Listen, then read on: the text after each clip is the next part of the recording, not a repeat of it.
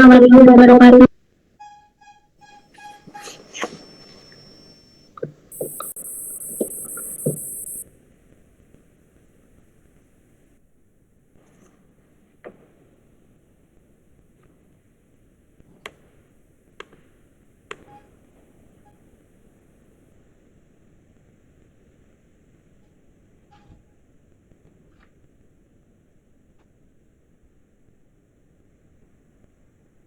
Kelompok 3 siapa aja? Arun, sama Cynthia, Pak. Ya, silakan mulai, silakan.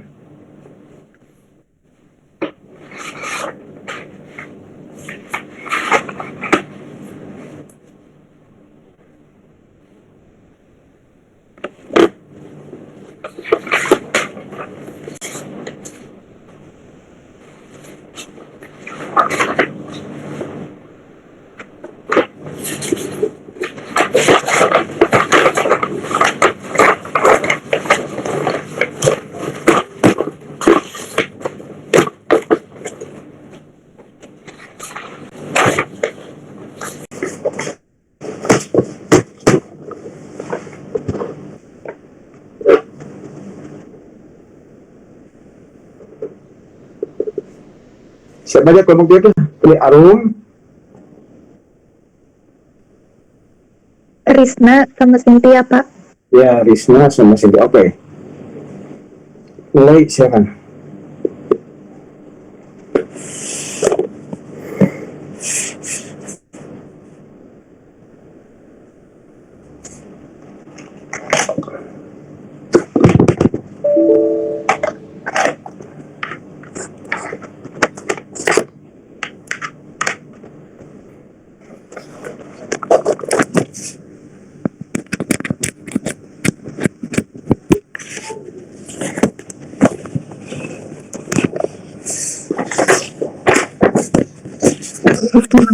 Assalamualaikum warahmatullahi wabarakatuh.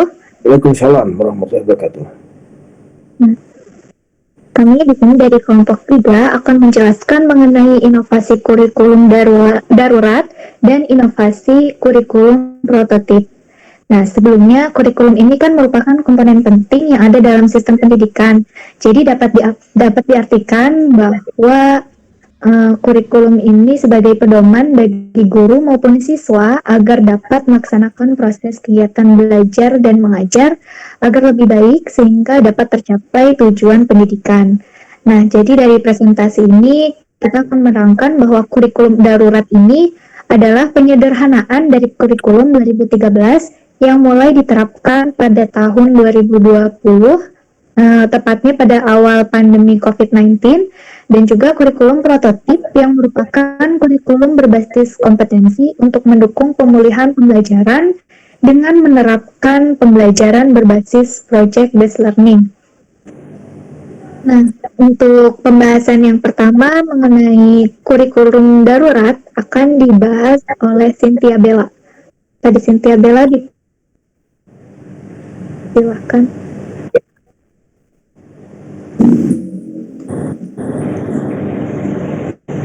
Baiklah, di sini ada beberapa poin ya teman-teman yang akan kami bahas. Pertama, meliputi pengertian dari inovasi kurikulum, kurikulum darurat, kurikulum prototype, kemudian latar belakang, karakteristik, manfaat, serta implementasi dari masing-masing kurikulum, yaitu kurikulum darurat dan kurikulum prototype. Kita langsung masuk ke pembahasan pertama.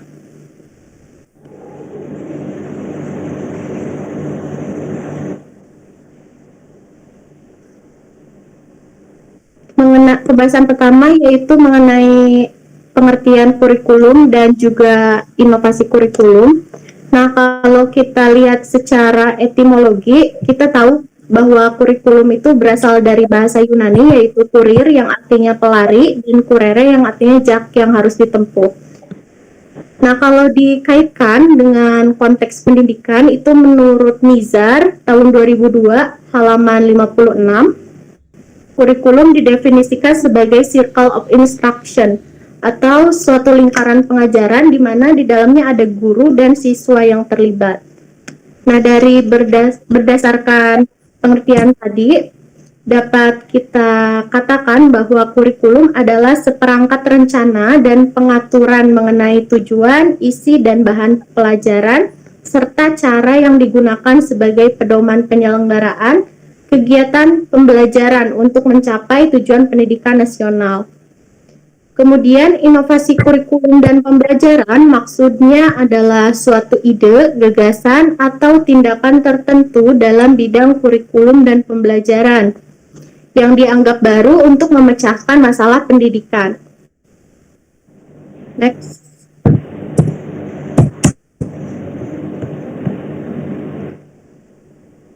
Inovasi kurikulum yang pertama, kita bahas kurikulum darurat. Jadi berdasarkan keputusan Mendikbud nomor 719, itu sekolah diberikan kebebasan, diberi fleksibilitas untuk memilih kurikulum yang sesuai dengan kebutuhan pembelajaran siswanya.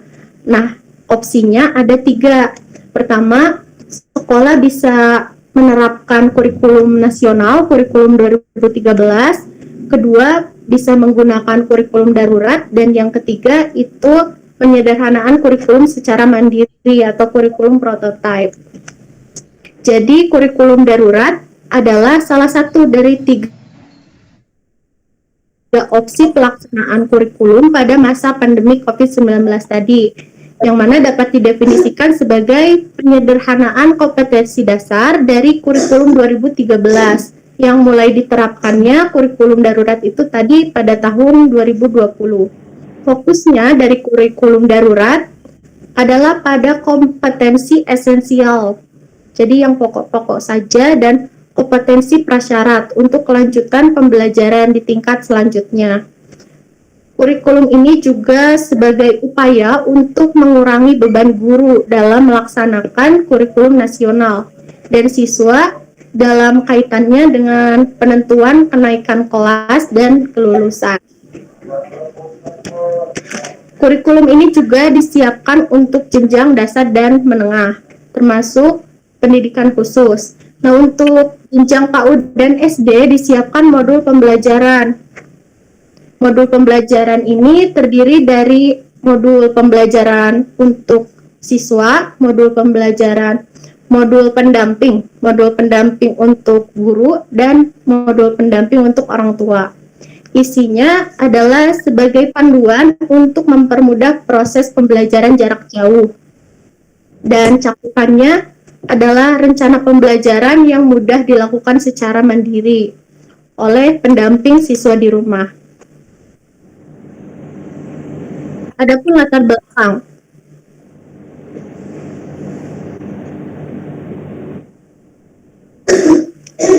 Slide selanjutnya, Risna. Latar belakang adanya kurikulum darurat yaitu akibat dari banyaknya kendala yang dihadapi pada proses pembelajaran jarak jauh yang dirasakan oleh guru, siswa, maupun juga orang tua. Bagi guru sendiri, permasalahan-permasalahan tersebut diantaranya pertama, terlalu cenderung fokus pada penuntasan kurikulum yang kita tahu materinya itu kan sangat banyak, jadi guru sulit untuk mengelola proses pembelajaran jarak jauh. Kedua,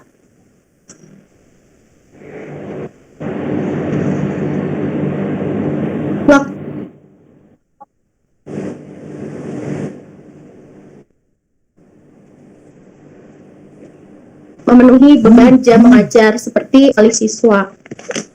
Kemudian bagi siswa, permasalahannya adalah siswa sulit konsentrasi dan juga mengeluh bahwa penugasan guru itu berat. Kedua, peningkatan rasa stres dan jenuh akibat isolasi berkelanjutan. Nah, ini akan berpotensi menimbulkan rasa cemas dan juga depresi bagi siswa. Sedangkan bagi orang tua, permasalahannya satu, itu tidak semua orang tua mampu mendampingi anaknya belajar. Karena misal ada tanggung jawab yang lain seperti kerja, urusan rumah, dan lain-lain. Lalu kesulitan juga dalam memahami pelajaran dan memotivasi anak. Ini ketika mendampingi anaknya belajar.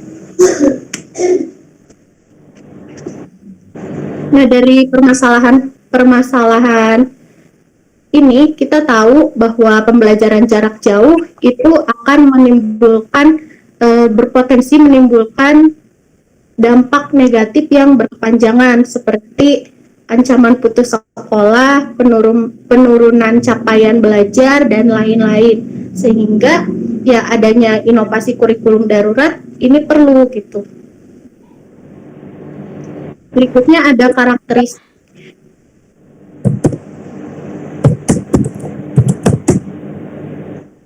karakteristik dari inovasi kurikulum darurat. Pertama, lebih sederhananya kompetensi inti dan kompetensi dasar setiap jenjang pelajaran. Jadi sesuai ya dengan definisinya tadi bahwa kurikulum darurat kan penyederhanaan kurikulum nasional, kurikulum 2013. Nah, yang disederhanakannya yaitu ini kompetensi dasar. Karakteristik kedua, pembelajaran berbasis kompetensi. Kompetensi di sini bisa dilihat dari pemahaman konsep, keterampilan menerapkan konsep, dan sikap-sikap yang relevan yang menyertainya. Untuk pembahasan selanjutnya akan dijelaskan oleh Risna. Silakan Risna.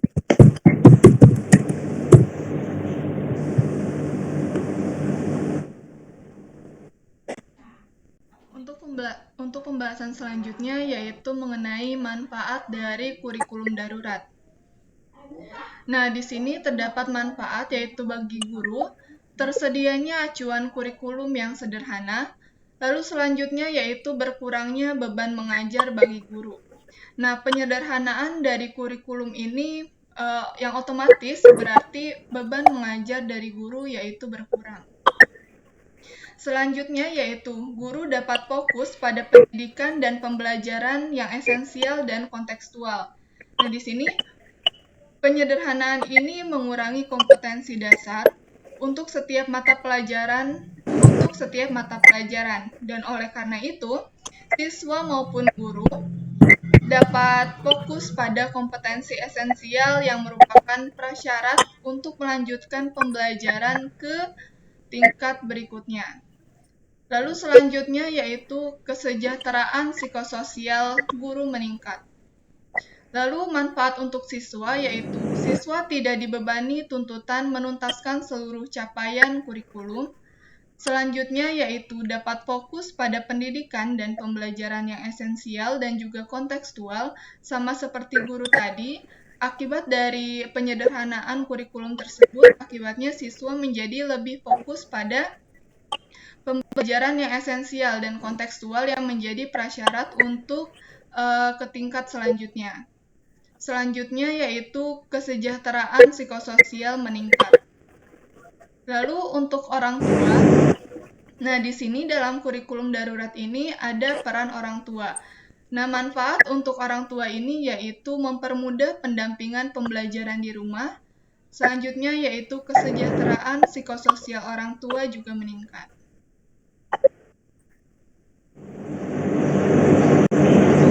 Selanjutnya yaitu mengenai implementasi dari kurikulum darurat. Nah, di sini ada beberapa tahap yang dapat dilakukan dalam pengimplementasian kurikulum darurat ini. Yang pertama, ada penyederhanaan kompetensi inti atau kompetensi dasar. Nah, di sini tujuannya agar di masa pandemi COVID-19 ini pembelajaran dapat berlangsung dengan baik dan tidak terlalu membebani siswa. Lalu selanjutnya ada pembuatan modul untuk siswa. Nah, modul ini digunakan oleh guru agar siswa lebih memahami lagi materi yang akan dipelajari. Masing-masing guru diwajibkan untuk membuat modul yang lengkap sesuai dengan kompetensi inti atau kompetensi dasar yang sudah disederhanakannya. Modul pembelajaran ini seperti yang sudah dijelaskan sebelumnya yaitu berisi panduan untuk guru, orang tua atau wali dalam melakukan pembelajaran di rumah, dan juga untuk siswa itu sendiri. Lalu selanjutnya ada pembuatan RPP sesuai dengan kompetensi inti atau kompetensi dasar yang sudah disederhanakan. Nah, di sini RPP yang dibuat itu sudah disederhanakan, namun harus tetap memperhatikan isi atau poin-poinnya, seperti dalam RPP itu juga harus jelas bagaimana metode yang diajarkan, lalu strategi pembelajarannya, maupun hingga penilaiannya. Lalu selanjutnya yang keempat ada pelatihan guru tentang penggunaan aplikasi belajar yang akan digunakan secara daring. Nah, pembelajaran jarak jauh ini berarti kan harus adanya penggunaan aplikasi belajar. Nah, di sini guru harus dilatih terlebih dahulu dalam menggunakan aplikasi-aplikasi yang dapat menunjang pembelajarannya. Seperti yang biasa digunakan untuk pembelajaran jarak jauh ini seperti Google Meet atau Google Classroom dan sebagainya. Lalu selanjutnya ada kurikulum prototype. Nah, kurikulum prototype merupakan kurikulum baru yang disebut berbasis kompetensi untuk mendukung pemulihan pembelajaran dengan menerapkan pembelajaran berbasis proyek atau project-based learning. Nah, di sini disebut kurikulum prototype ini karena masih dijadikan opsi atau uji coba. Nah, kurikulum prototype merupakan penyederhanaan dari kurikulum yang ada, atau lebih sederhana dan juga lebih fleksibel. Sebenarnya, komponen-komponennya itu sudah termuat dalam kurikulum darurat, namun yang ini lebih sederhana lagi dan juga lebih fleksibel. Nah, bagi siswa dan guru, mereka diberikan ruang lagi pada kurikulum prototype ini untuk lebih fokus pada pengembangan karakter dan kompetensi dasarnya. Penerapan kurikulum prototype pada 2022 belum diwajibkan secara nasional oleh Kemendikbudristek dan baru menjadi opsi. Kenapa baru menjadi opsi? Karena dalam penerapan kurikulum baru, guru maupun kepala sekolah ini butuh waktu untuk mempelajari kurikulum tersebut agar dapat disesuaikan dengan sekolahnya. Nah, di sini terlihat pada tahun 2020 ini sudah kurikulum prototype ini sudah mulai dikembangkan. Lalu pada tahun 2021 sebanyak 2.500 sekolah penggerak dan SMK pusat keunggulan telah menerapkan kurikulum prototype ini. Lalu di tahun 2022 sekolah yang tidak termasuk sekolah penggerak maupun SMK pusat keunggulan ini diberikan opsi untuk dapat menerapkan kurikulum prototype. Lalu selanjutnya ada latar belakang dari diciptakannya kurikulum prototype ini. Nah, pandemi COVID-19 ini menimbulkan kehilangan pembelajaran atau yang biasa disebut learning loss dalam literasi dan numerasi yang secara signifikan. Siswa pengguna kurikulum darurat mendapatkan capaian belajar yang lebih baik daripada pengguna kurikulum 2013 secara penuh, terlepas dari latar belakang sosioekonominya. Nah, dan juga sebagai bagian dari mitigasi learning loss, sekolah diberikan opsi untuk menggunakan kurikulum yang sederhana agar dapat berfokus pada penguatan karakter dan kompetensi mendasar. Nah, di sini dalam kurikulum prototype ini lebih ditekankan pada karakter dan kompetensi dasarnya. Nah, di sini terlihat ada diagram, yaitu diagram berkurangnya kemajuan belajar dari kelas 1 ke kelas 2 SD. Di sini terlihat dalam literasi dan numerasi, pada sebelum pandemi yaitu di kelas 1-nya terdapat 129 poin untuk literasi dan 78 poin untuk numerasi. Nah, tapi ada indikasi learning loss, yaitu berkurang sebesar 52 poin menjadi 77 poin untuk literasi dan juga berkurang 44 poin untuk numerasi, yaitu menjadi 34 poin. Nah, besarnya pengurangan ini, learning loss ini setara dengan 6 bulan pembelajaran untuk literasi dan juga setara dengan 5 bulan pembelajaran untuk numerasi. Selanjutnya, pembahasan selanjutnya akan dijelaskan oleh Arum.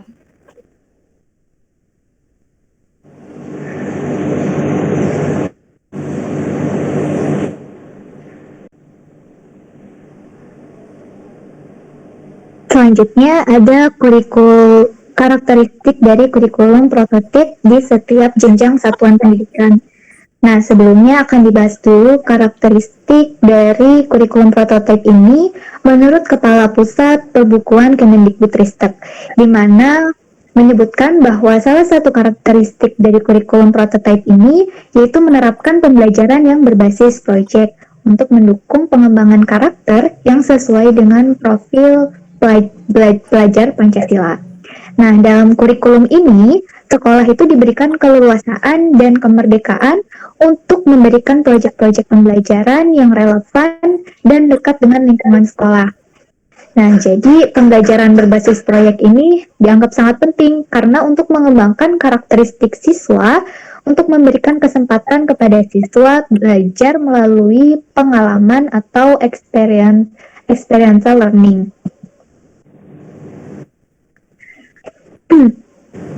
Untuk poin yang ditekankan dalam kurikulum ini yaitu pembelajaran yang berbasis kompetensi, kemudian ada orientasi yang holistik, dan juga ruang kontekstualisasi pembelajaran tingkat sekolah satuan pendidikan.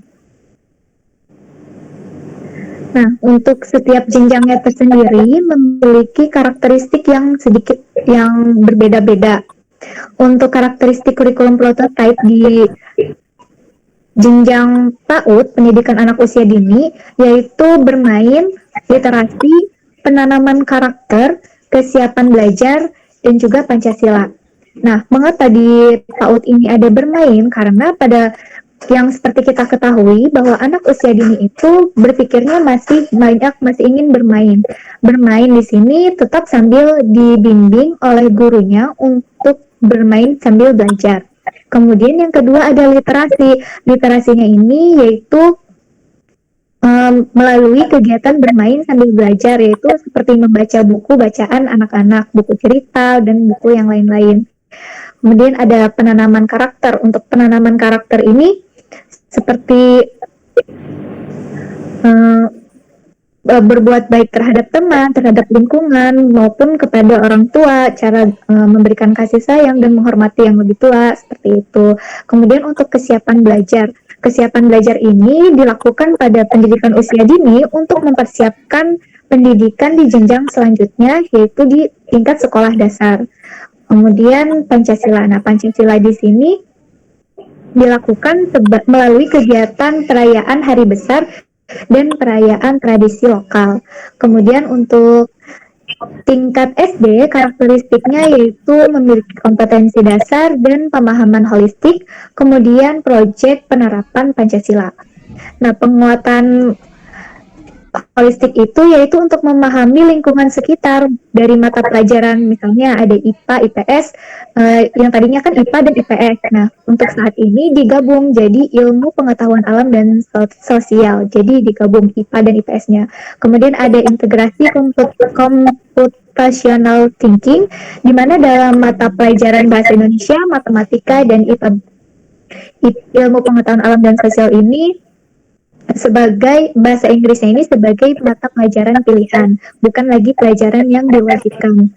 Kemudian yang kedua yaitu pembelajaran berbasis proyek pelajar Pancasila.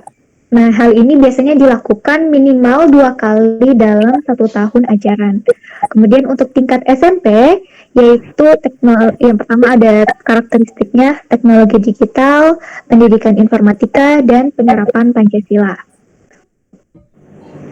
Nah, untuk teknologi digital ini penyesuaian dengan perkembangan teknologi digital, di di mana mata pelajaran informatika menjadi mata pelajaran yang wajib. Nah, seperti yang pernah kita beberapa sekolah diterapkan bahwa pembelajaran yang melalui di lab komputer itu dimulai diajarkan mengenai teknologi digital.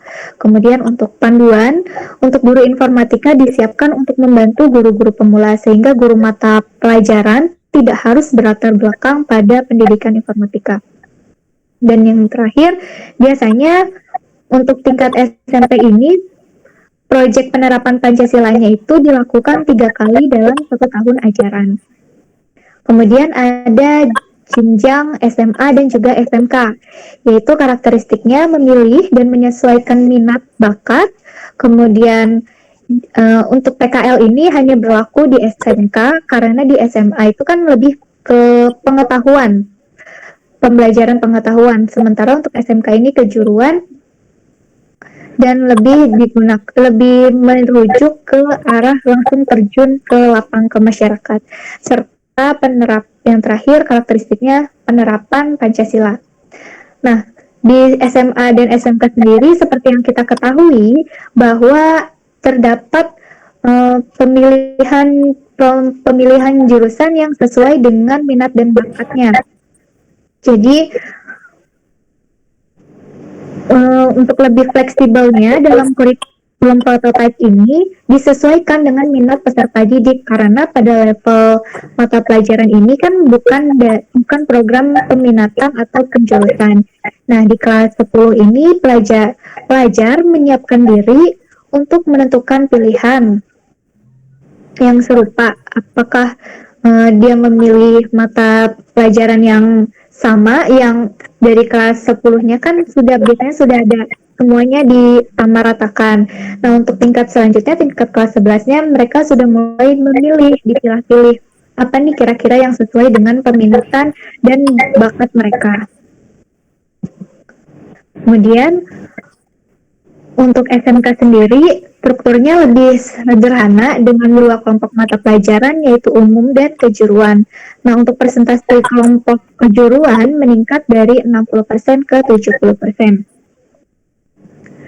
Kemudian untuk alokasi waktu khusus proyek, penguatan profil pelajar Pancasila dan budaya kerja untuk meningkatkan soft skill dan karakter dari dunia kerja. Kemudian di sini ditambah lagi dengan SLB. SLB itu sekolah luar biasa, di mana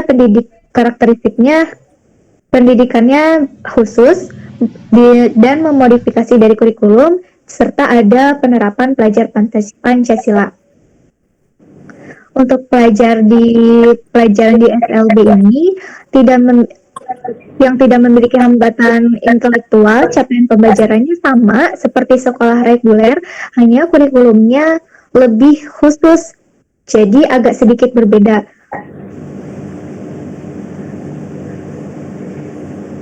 Next, Ritna, untuk manfaat.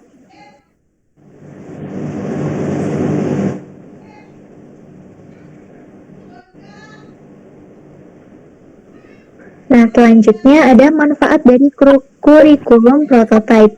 Menurut Zulkifli, Kepala Pusat Kurikulum dan Pembelajaran Kemendikbudristek, nah yang pertama itu manfaatnya guru tidak mengejar tujuan pembelajaran yang padat atau tidak mengejar target.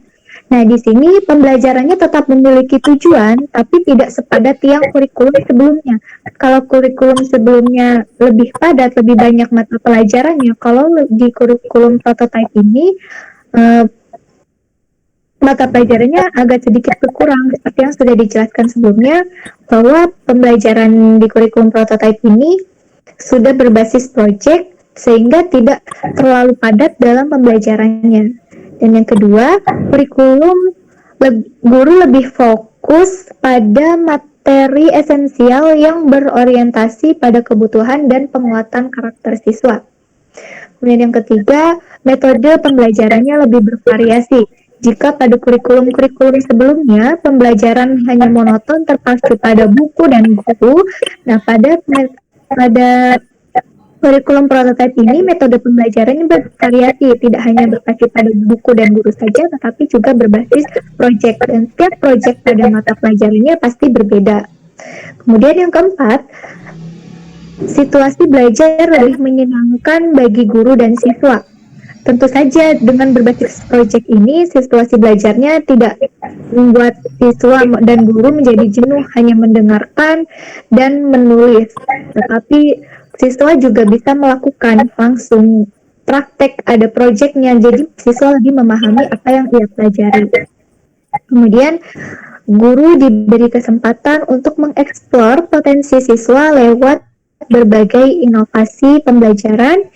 Yang terakhir, memberikan ruang tambah bagi siswa untuk mengembangkan perilaku dan keterampilan dasar. Next, Trisna.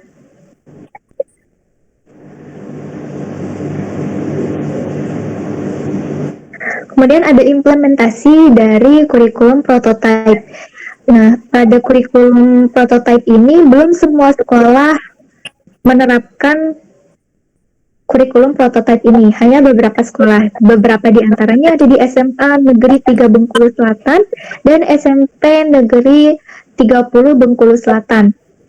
Nah, untuk implementasi yang pertama di SMA 3 Bengkulu ini, yaitu terdapat pembelajaran berbasis proyek bernama Suara Demokrasi, di mana Suara Demokrasi ini adalah pemilihan seperti pemilu, hanya dilakukan pada tingkat SMA, yaitu pemilihan OSIS biasanya, di mana dihimpun dari laman Kemendikbudristek bahwa SMA 3 Bengkulu ini terdapat pembelajaran berbasis proyek bernama Suara Demokrasi. Sekolah ini bekerja sama dengan Komisi Pemilihan Umum Bengkulu Selatan dalam kegiatan pemilihan anggota organisasi siswa intara sekolah. Nah, jika biasanya pemilihan ketua OSIS ini dilakukan hanya tingkat sekolah, nah di SMA 3 Bengkulu ini melakukan pemilihan umumnya bekerja sama dengan KPU setempat. Kemudian untuk proyek Bhinneka Tunggal Ika, yaitu pada tingkat SMP 30 Bengkulu Selatan, yaitu sebuah permainan tradisional, di mana pada pembelajaran Bhinneka Tunggal Ika tersebut, bentuk permainan yang dilakukan contohnya ada tali menali, terus kemudian ada membuat menara, dan lain-lain. Di mana nilai yang berusaha disampaikan adalah menghargai setiap perbedaan, kerjasama, dan juga kolaborasi untuk mencapai suatu tujuan. Demikian pembahasan mengenai kurikulum darurat dan kurikulum prototipe. Berikutnya untuk sesi tanya jawab.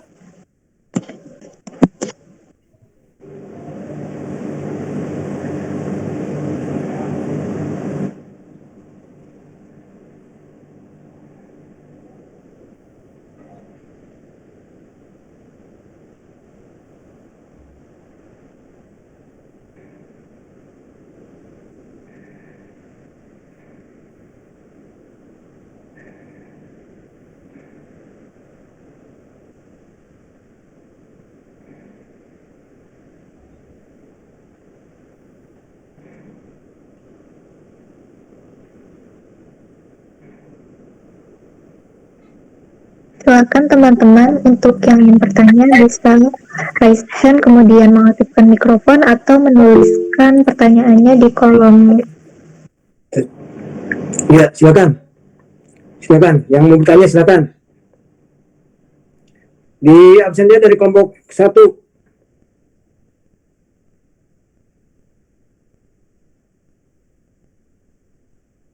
Kelompok 1 siapa?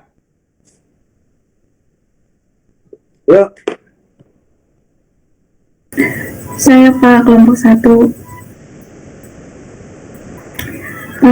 Saya Dia Desianti. Ya. Saya Dia Desianti dari kelompok 1. Izin bertanya kepada kelompok 3. Jelaskan apakah kebijakan kurikulum darurat ini dapat memudahkan guru untuk melaksanakan pembelajaran kepada peserta didik. Terima Ya. kasih. Berikutnya.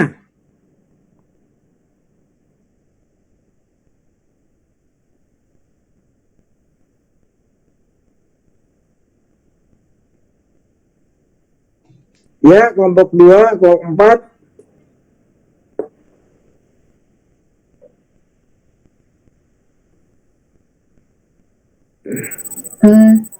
Izin tanya Pak.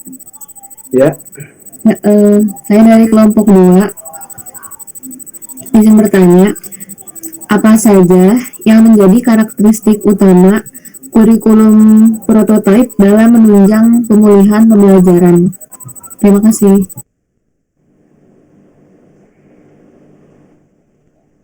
ya.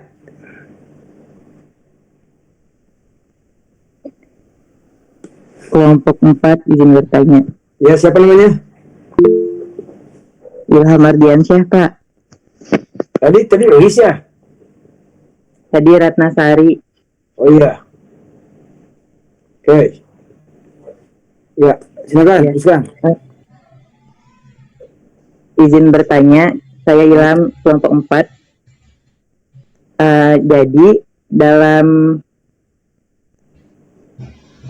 penerapan kurikulum darurat itu gimana sih prasyarat keberhasilan gitu? Jadi apa sih gimana gitu prasyarat penerapan kurikulum darurat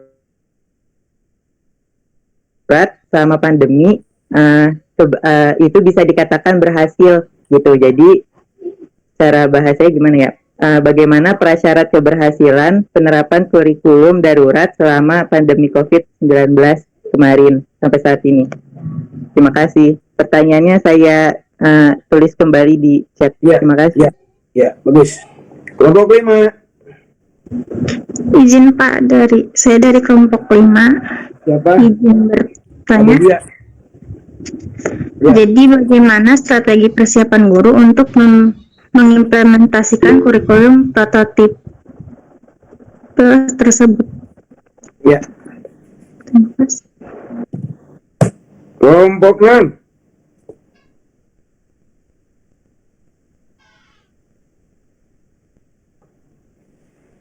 Ya Pak, izin bertanya. Ya, siapa namanya? Ismi dari kelompok 6. Izin bertanya. Ya, tadi kan dijelaskan karakteristiknya itu ini lebih sederhana ya, kompetensi intinya. Ya. Nah, kesederhanaan itu apakah mencapai tujuan yang seharusnya gitu Pak?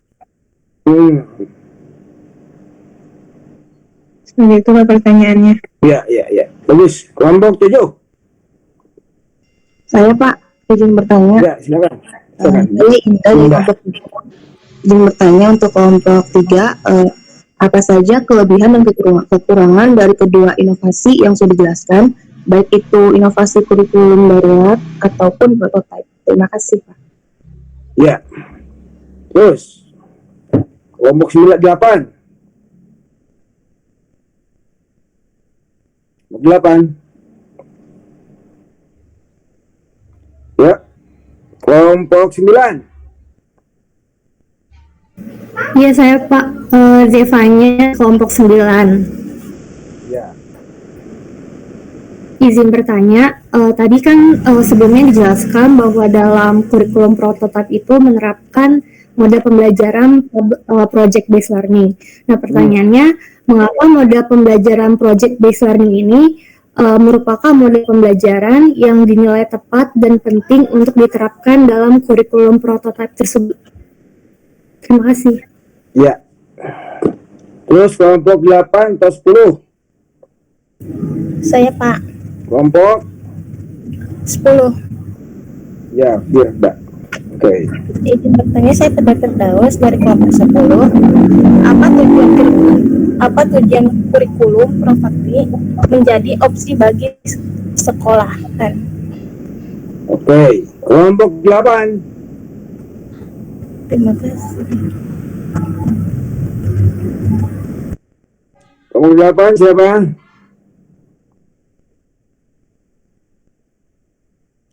Saya Pak. 8.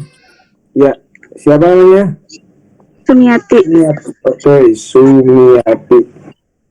Ya. Pertanyaannya kan terkait dengan kurikulum darurat tadi, khususnya manfaat bagi orang tua yang udah paparkan tadi, kan salah satunya tuh menyebutkan bahwa dapat mempermudah pendampingan belajar di rumah kan untuk orang tua. Nah, seperti yang dijelaskan juga tadi bahwa kendalanya itu kadang ada orang tua yang tidak bisa mendampingi belajar karena kerja atau urusan lainnya. Iya. Ataupun karena orang tua tidak memahami materi yang harus diajarkan. Nah, pertanyaannya, kalau kalian kelompok penyaji ada pada posisi yang memiliki siswa dengan permasalahan seperti itu, apa inovasi yang akan dilakukan? Terima kasih. Ya. Silakan kelompok 3 jawab.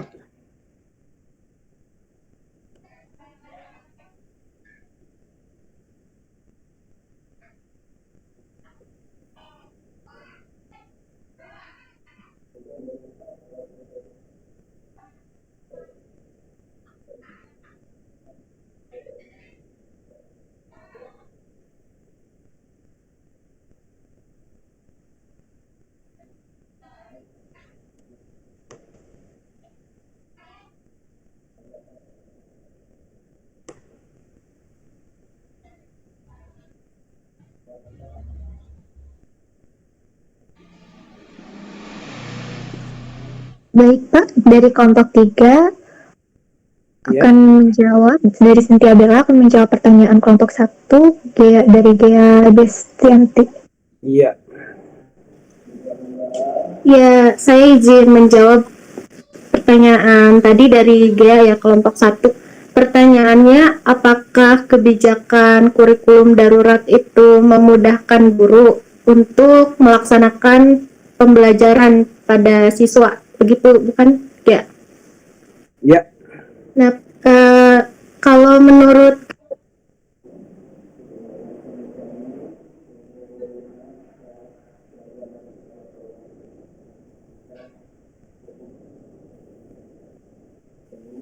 ya, mohon maaf. Ya. Keluar. Ya. Jawabannya kalau menurut kami, kurikulum darurat itu kalau diterapkannya pada masa pandemi COVID-19, ya tentu memang membantu guru gitu, jadi lebih mudah dalam melaksanakan proses pembelajaran. Karena tadi guru bisa lebih fokus kan pada materi esensial saja, terus guru juga nggak harus ngejar target materi kurikulum yang banyak, padahal waktunya itu sedikit terbatas karena pandemi. Nah, tapi meskipun begitu, sedikitnya materi pembelajaran di kurikulum darurat itu juga akan menimbulkan dampak negatif gitu yang berkepanjangan di masa mendatang nantinya pasca pandemi COVID-19.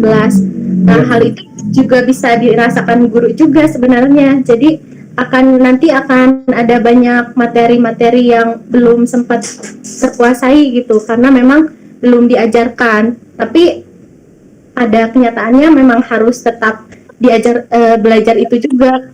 Apalagi kalau materinya jadi prasyarat, itu akan berpotensi membuat guru tetap kewalahan juga nantinya. Mungkin begitu sih. Ya, boleh. Ya. Sekarang silakan yang lainnya. Ada Arum, ada Risa ya. Baik Pak, untuk pertanyaan yang kedua, pertanyaan dari kelompok 2 akan dijawab oleh saya, Arum, dengan pertanyaan apa saja yang menjadi karakteristik utama dari kurikulum prototype dalam menunjang pemulihan pembelajaran. Pertanyaan dari Putri Zahra. Nah, seperti yang sudah dijelaskan tadi, bahwa kurikulum prototype ini memiliki karakteristik utama yang mendukung pemulihan pembelajaran. Yang pertama yaitu pengembangan soft skill dan karakter, atau di mana diantaranya ada akhlak mulia, gotong royong, kebinekaan, kemandirian, nalar kritis, dan kreativitas. Nah, dalam hal ini akan mendapatkan porsi khusus melalui pembelajaran berbasis proyek. Dan yang kedua, di kurikulum prototype ini lebih fokus pada materi esensial sehingga ada waktu cukup untuk pembelajaran yang mendalam bagi kompetensi dasar seperti literasi dan numerasinya. Nah, karakteristik yang ketiga itu lebih fleksibilitas bagi guru untuk melakukan pembelajaran yang sesuai dengan kemampuan murid atau disebutnya teach the right level dan melakukan penyesuaian dengan konteks dan muatan yang lokal. Seperti itu.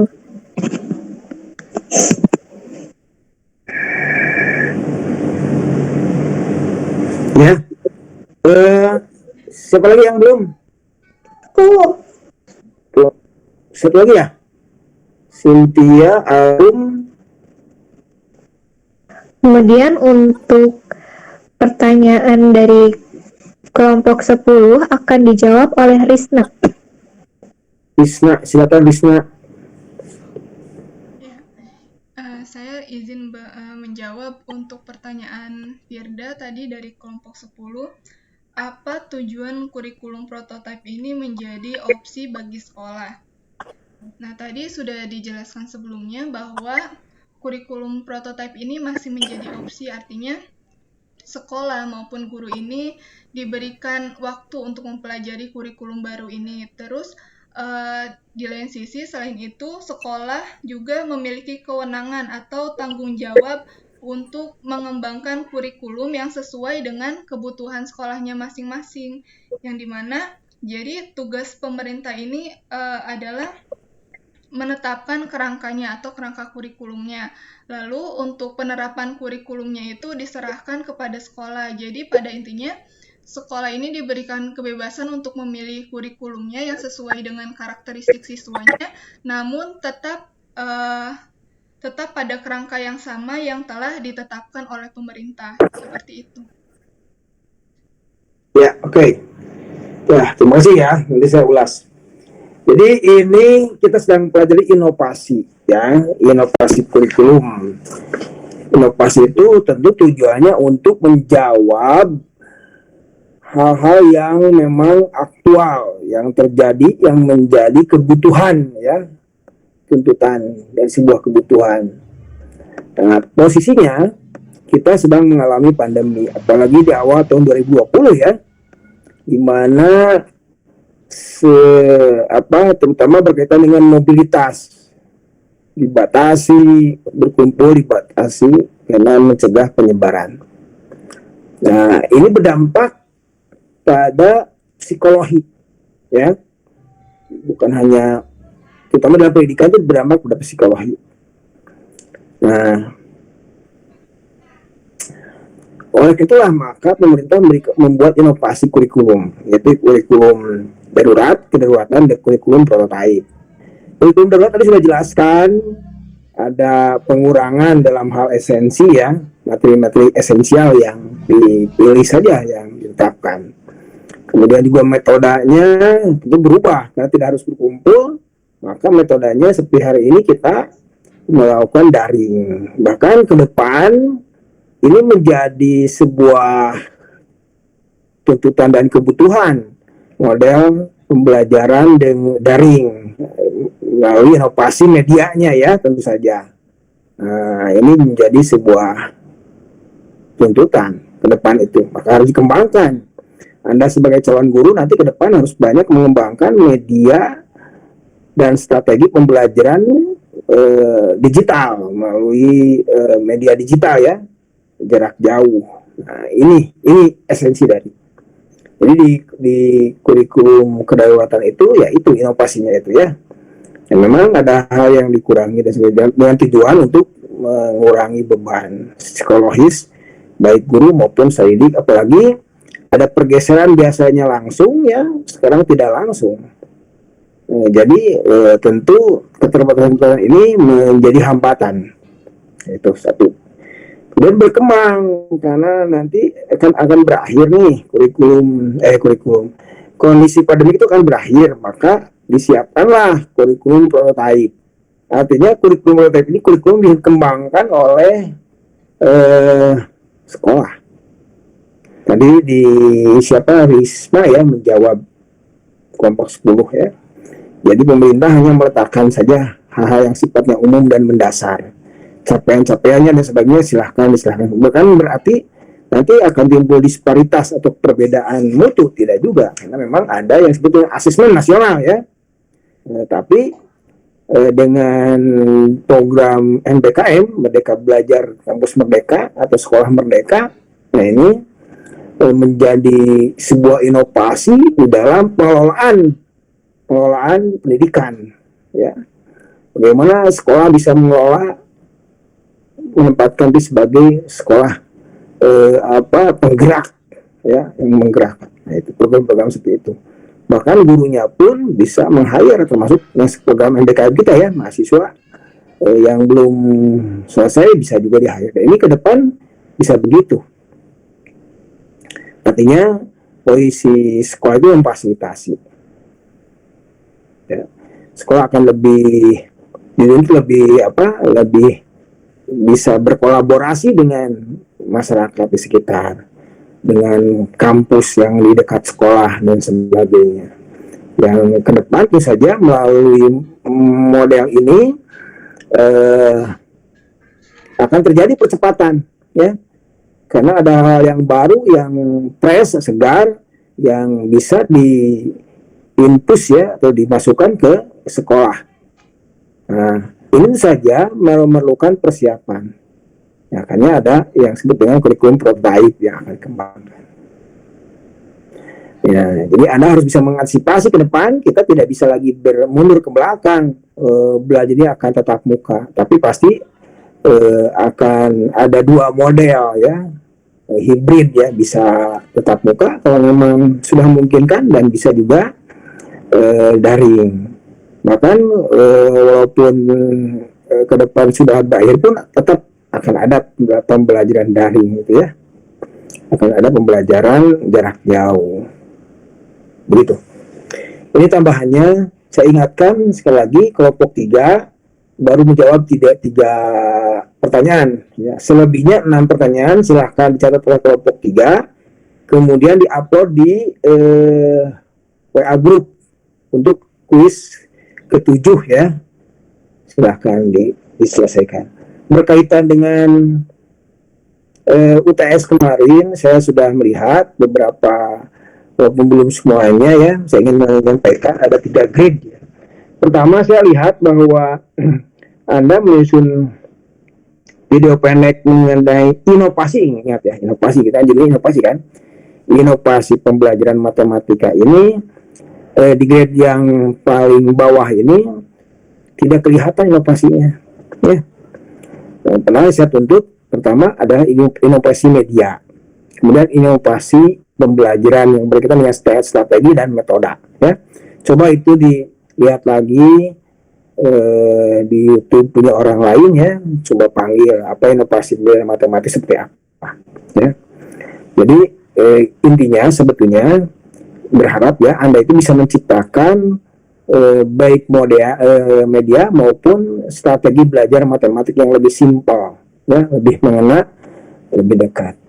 Saya sering lihat di YouTube maupun di TikTok ya, ada hal-hal pemecahan soal matematik yang simpel ya, dengan baik menjumlahkan, menentukan operasi matematika ya, jumlah kurang kali dan sebagainya, atau konsep berkaitan dengan dilatasi ya, translasi pada vektor, pada pelajaran matrik ya.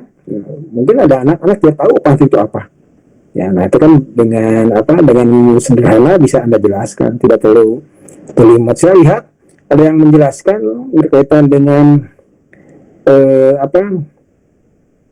bangun ruang ya, yang lebih simpel gitu. Nah, ini yang kedua sudah nampak ada inovasinya di mana. Yang ketiga yang bagus ya, yang artinya kena ya, baik di sini. Tidak perlu waktu yang panjang sebetulnya, tapi kelihatan nih inovasinya di mana. Inovasi itu kan hal yang baru sifatnya. Ini inovasinya. Coba ke depan saya minta nanti ya, mungkin ketika mendekati UTS kita akan coba pelajari inovasi yang dibuat oleh orang lain, baik di YouTube maupun di TikTok ya, mengenai penyelesaian matematika. Jadi itu yang harus Jadi ke depan itu, makanya ke depan belajar matematik itu tidak harus tatap muka saja. Kalau Anda punya bisa mengekspor ya di apa di ini di YouTube, di media sosial lain kan bisa jadi kebenaran. Nanti Anda susun sedemikian rupa. Ketika mengajar, sebelum belajar kan bisa tayangkan dulu itu ya. Nah, ini contoh nih penyelesaian matematika. Siapa yang ada bisa berangkat dari sana. Jadi inilah kita harus mulai ya. Guru ini bukan jadi sentral, tidak jadi hal utama, tapi lebih kepada fasilitator ya, bukan sumber ilmu, tapi fasilitator. Ini saja yang ingin saya sampaikan. Silakan ada pertanyaan sebelum kita tutup. Halo, ada yang bertanya? Ratna? Ratna ada pertanyaan, Ratna? Cukup, Pak. Cukup. Ada Lia? Ada Lia? Ya, oke. Coba kelompok 3 ditutup aja kalau begitu. Kalau tidak ada pertanyaan, silakan kelompok 3 ditutup saja. Siapa lagi? Ada Cynthia, ada Risma, ada Arum.